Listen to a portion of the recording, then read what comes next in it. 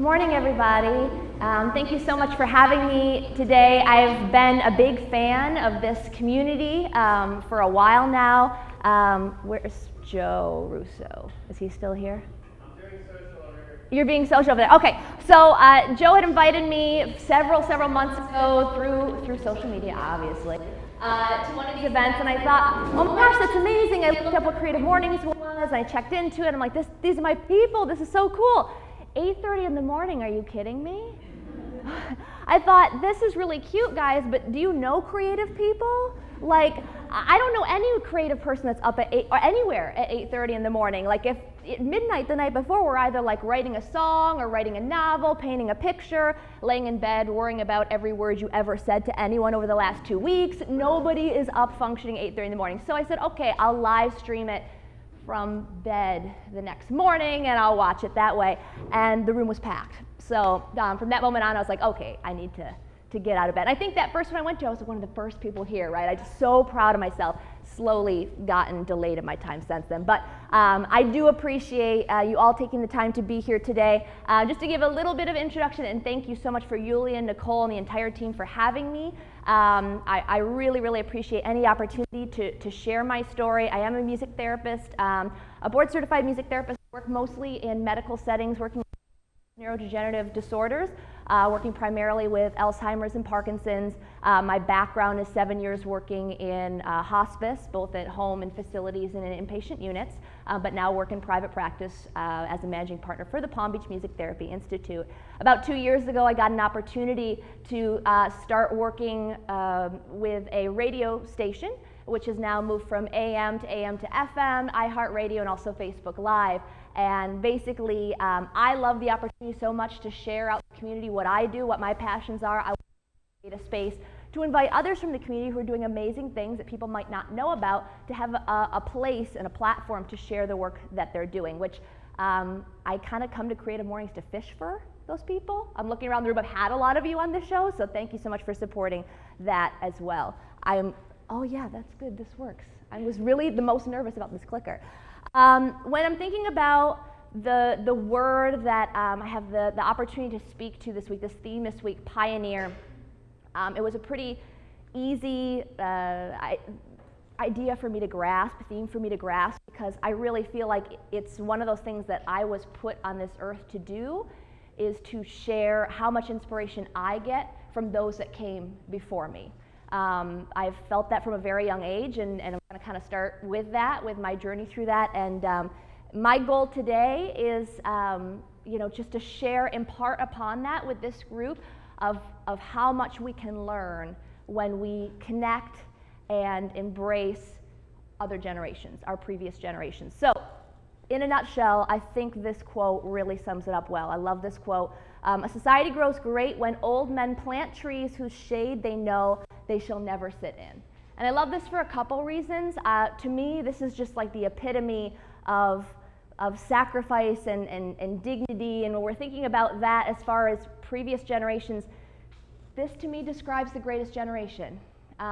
Being a millennial, this is my grandparents' generation for me. That might look differently for you. But for me, and I'm thinking specifically, I had the opportunity to work with a lot of World War II veterans. And my grandparents were both World War II veterans. And this just embodies that to me. That theme of not only being a part of the service, but if they were fortunate to come back, now what do I do? You know, there weren't a whole lot of opportunities here. There weren't a whole lot of jobs open. For men, it was hard enough. And then you talk about the women of that time who suddenly had to find work when their husbands were away, and work in factories and work in all these scenarios that had never been done before, not really knowing how that would affect future generations. I picked this for a second reason too, because I know that I'm talking to a lot of individuals who are in the technology and digital world.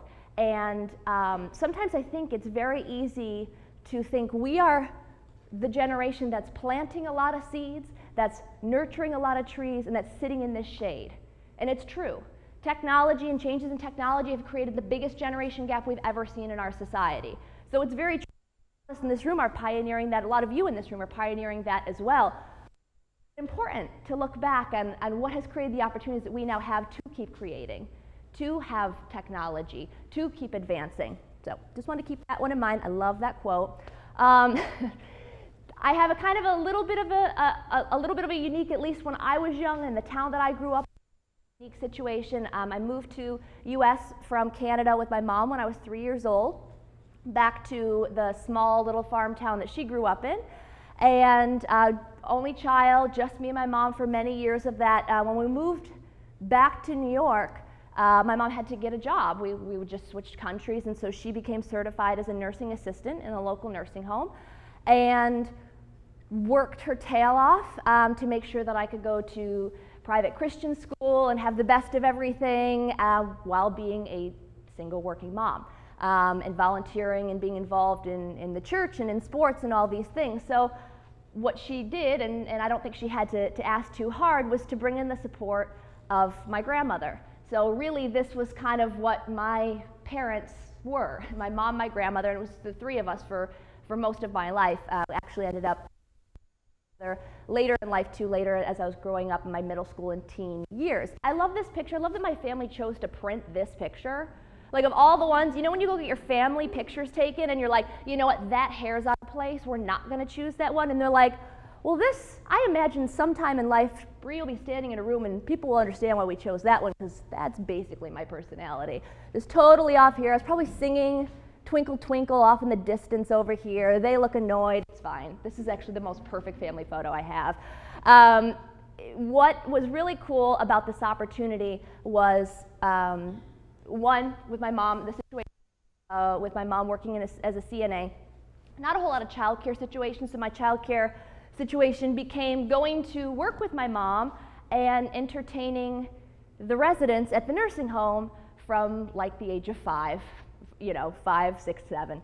And so, I didn't have a whole lot of experience, cultural experience. I don't know if anyone knows upstate New York, but it's a very rural, very farm town. Everybody kind of looks the same. So I would draw from like a lot of different songs and music and movies to entertain people. One of the best examples of this, I think really prepared me for South Florida, is that I knew every word of If I Were a Rich Man from Fiddler on the Roof, because I once saw that movie and would just perform that daily at the nursing home. And this is basically how I came out of my shell and how I grew up and how I got socialized as a kid, was performing in the lobby for seniors. And on the other side of that, so I saw seniors in that world, and as my mom kind of advanced through that, she started working for home care agencies. I started working for her at the age of 14, being a companion in home. I had my grandma, and I don't mean to diss anybody's grandma here at all. I'm actually the biggest fan of all grandmas everywhere, but a lot of grandma's purses and pockets, you might find a nice little tissue or a mint or a candy, a nice little kiss with that lipstick, right? My grandma had in her purse like a wrench, stock tips, and a belt to fix the nearest vacuum cleaner. I mean, that's how I grew up with my gram. So when my grandfather came back from World War II, he and his brother were looking for work, started going door to door fixing vacuum cleaners, hence the belt in her purse. And in 1945 opened an appliance and furniture store, which is still open today. She has been there 5 days a week since it opened in 1945. My grandfather and great uncle have since passed many, many years ago, but Ethel Herman, the matriarch of Lyons, New York, is still at that store 5 days a week. So I knew how to sell, I knew how to repair appliances, as did my mom. My mom can fix just about every washer and dryer I've ever seen in my life, and that's kind of how I was raised, how I was brought up with that unique perspective. What I really want to talk about today is not only how that shaped me and how it shaped me further in life and how much I value those connections, but also how we can use that to help us, being younger individuals, view our elders in our community. A big part of that is recognizing that people who age with purpose and passion are aging successfully. So this is a picture I took on the year of the 70th anniversary of the store being open. And I surprised my gram, and I showed up, I flew in and I showed up, and then I said, hey, can I take you to lunch? I don't know, I gotta see if I can take a lunch break. Yeah, she was 93 in this picture, because she was selling on the floor. She's like, hold on, I need to go talk to the office first, and then maybe I can get ice cream with you. All right, I'll wait, no big deal. I've asked my grandma several times. I've been down here 9 years. I'm like, Gram, come on. This is the reverse. You're supposed to move here first, and then I come down. I'm down here. I'm connected with every senior resource, Tri-County area. Come down. She's like, I don't have a job down there. Why would I move to Florida? It's true. It's true. People who are aging with purpose and with passion are doing it. Now, has she also been blessed with some incredible genetics and takes like no medication? Yeah, that's pretty incredible for someone at 95. I absolutely recognize that with my healthcare background. But I also recognize that because she has a place to be and a job to do every single day, that's why she gets out of bed. Here's the cool thing about this. We don't have to wait to get our AARP card in the mail to start worrying about, oh, should I start living with passion and purpose now? Is this a good time to make this investment in my healthy aging? We're all aging. We are all, as we go through these moments of life, no matter what age we are, from the moment we're born, we're aging. I really loved, if you were here 2 months ago, when Jeff Pearlman, spoke at the Arts Garage, right? And I love that he shared, I don't remember the exact age he said, but he's like, I have the honor to be turning X this year. That's how he started, sharing his age. And I'm like, that is awesome. What if we thought about aging like that? I have the honor to have a birthday this year and to see a new year of life. And then he went from that, from introducing his parents, who, I believe were somewhere in their 80s. And I have the honor to have my parents here. And he shared their ages openly. We live in a very anti-aging society, right? From our products to our health and wellness programs, everything treats aging like it is the antithesis of where you want to be. I've worked in hospice care a long time. The alternative is not that rosy, right? And working in hospice care, I can tell you that I've sat with thousands and thousands of people in the last days and last months, last weeks of their lives, and no one ever said, I really regret that I really regret that relationship that I cultivated. I really regret that vacation that I took. No. Anytime someone had a regret at the end of their life that they wanted to share, they wanted to be at peace with before they were able to release, was a job that they hated, a relationship that was toxic, and things that they held on to. They were not living their life, no matter what stage it was in, with passion and with purpose. So this is just something for me that I think I have to remind myself too. Even though this is my life and that I'm seeing in my life that I love is celebrating all of these seniors, I have to remind myself as a person, when I was turning 30, I told everyone the year before that I was turning 30, when I wasn't even 30, because I just wanted to step into that. I was like, I am not going to be that person that's afraid to enter a new decade. And I made plans that decade, but I had to make that a purposeful choice. And yeah, that's 30. So I got hopefully a few more decades to purposefully move through here. So just something to keep in mind. Plus, I just love that picture. How sweet is she, right? She's awesome. Okay, this has inspired me to obviously follow a career in this path. One thing that I think a lot of people who work or volunteer in this world kind of say a lot from a really good place and from their heart is, it's my job to help someone, feel valuable or help them feel worthwhile. That's not our job. It's not our job to give someone worth or to give them value. They have worth and value all on their own. In fact, they probably had it 60 years before you were even born. What our job can be, or what our commitment can be when we're connecting with these pioneers, with these previous generations, is to cultivate that worth, is to create opportunities to celebrate them, to facilitate meaningful interaction. So this is just an example of one of the groups that we do. We work through music therapy practice. I work a lot in memory care, assisted living, independent living, skilled nursing, and adult daycare programs. And I don't know every song, that somebody, listened to. I was not alive in the 1920s. But I do know that there are a certain amount of memories that have occurred between, especially this generation's life, between your mid-20s and your early 30s. Those are really pivotal years, and as no surprise, those are also the years that are our strongest musical memories.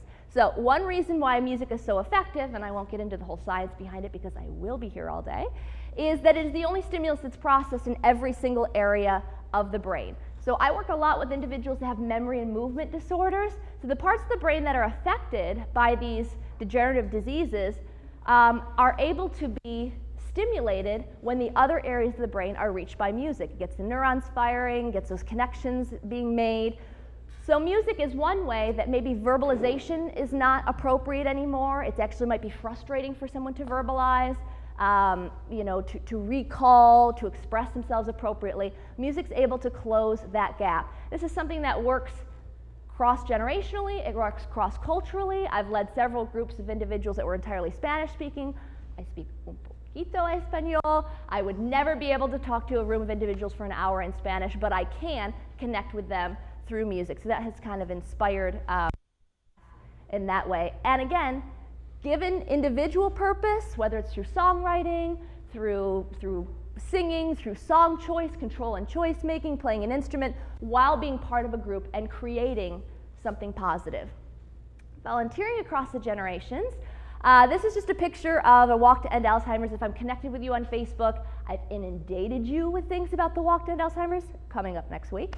We're going to talk a little bit more about that. I got my purple on. Yep, I've got Jen from the Alzheimer's Association going to come up and pitch you all in a moment as well.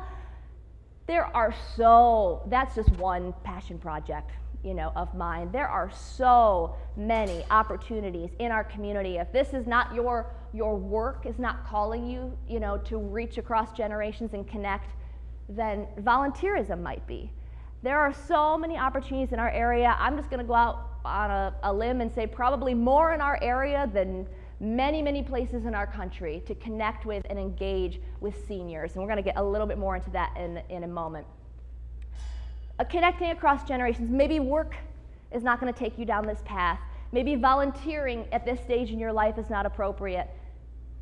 There, in our own inner circles, in our own communities, whether it's our faith community, our family, our friends, our networking, we are going to have opportunities to connect with individuals across the generations. Whether it's the baby boomers generation, whether it is the greatest generation, whatever that means to you, we have a lot to offer. And again, I don't mean to say we, like everybody in here is exact same stage. I'll speak on behalf of millennials. We have a lot to offer older generations, greatest generation I'm going to talk about right now, through technology support. I'm not going to spend too much time on it, but if you have an opportunity to look up the documentary Cyber Seniors, has anyone seen that? Cyber Seniors? It's really cool. Yeah, because I made you watch it. Yeah.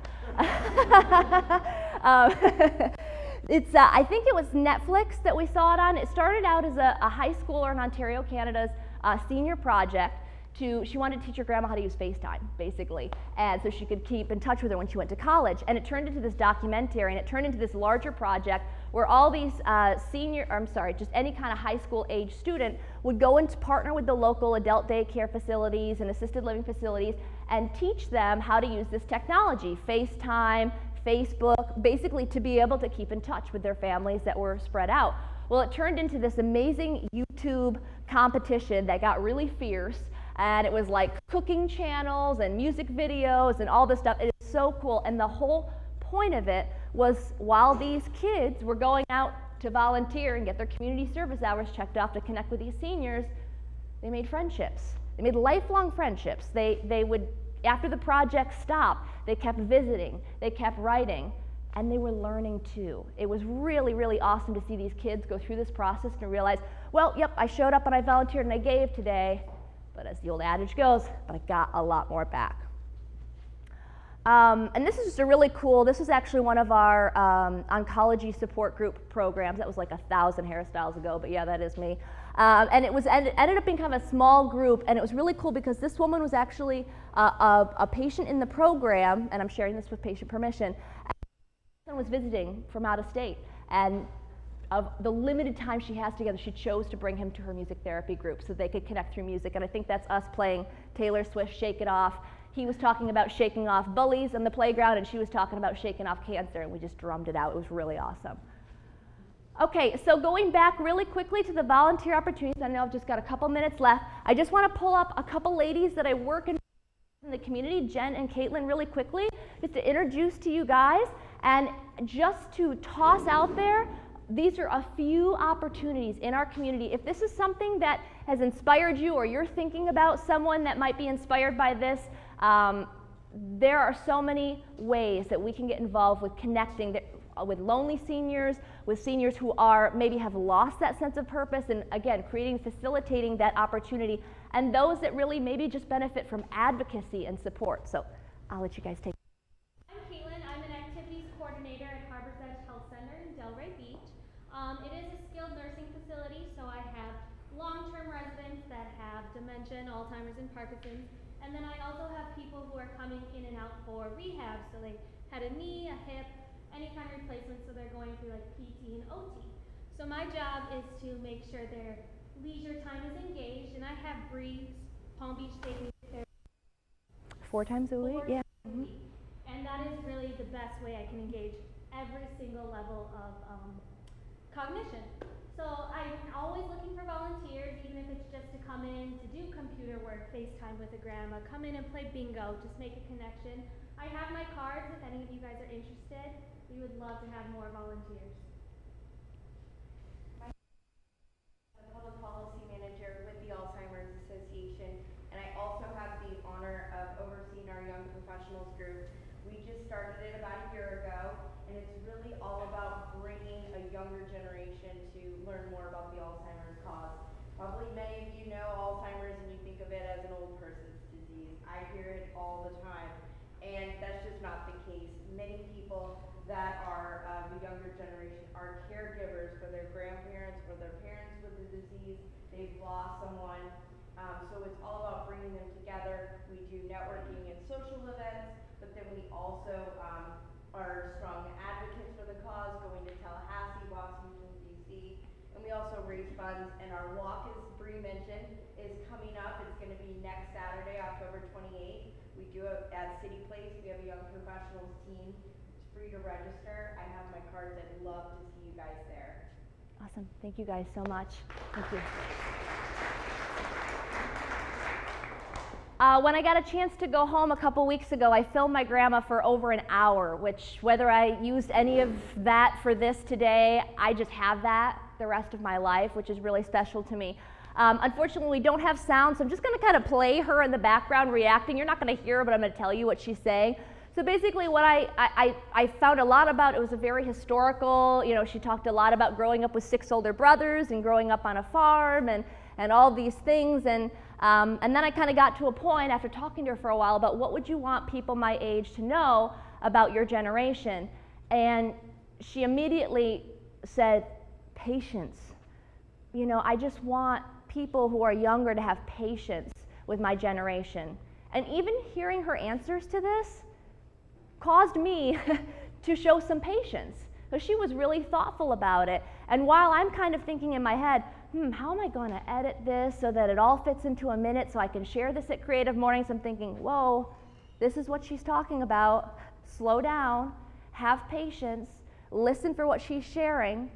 And what she also shared was she felt like people move so fast and they're not showing patience that she felt like maybe it was just moving past her.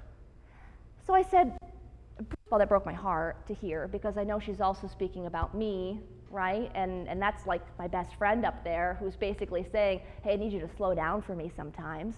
And so I said, you're someone who's out. You're someone who's out 5 days a week, and you are, you're engaging, and you're talking, and we're talking, and you're sharing all these stories of people that you met today and you connected with today. Can you imagine how somebody who's isolated in a facility or in a hospital feels? And at the end there, you see her just kind of look down, and she's like, it's got to be awful. I can't imagine. It's got to be awful.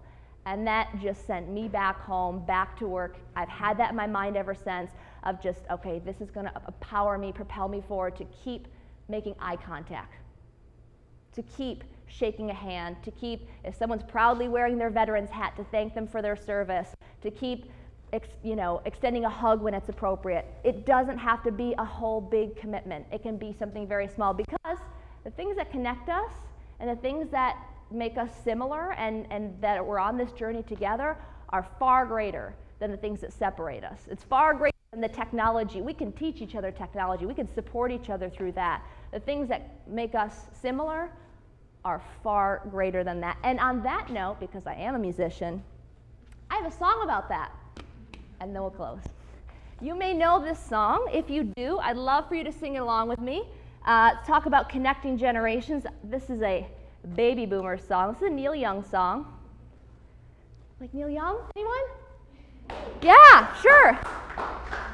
It's no Sister Hazel like I ever thought I'd be sharing a stage with my like 90s singles tapes, right? That was pretty awesome. This is a Neil Young song, Old Man. I'm just going to do a little bit of it. If you don't know it, listen to the words. If you know it, sing along with me.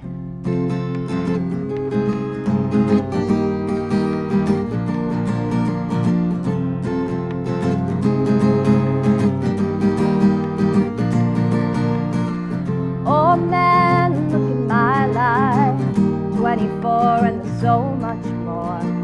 Live alone in a paradise that makes me think of two. Love lost such a cost, give me things that don't get lost, like a coin that won't get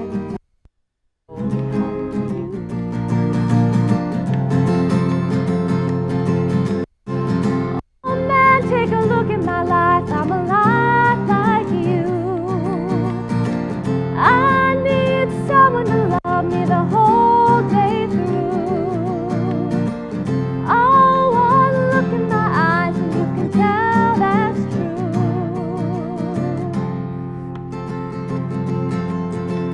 Lullabies, look in your eyes, run around the same old town. Doesn't mean that much to me, to mean that much to you.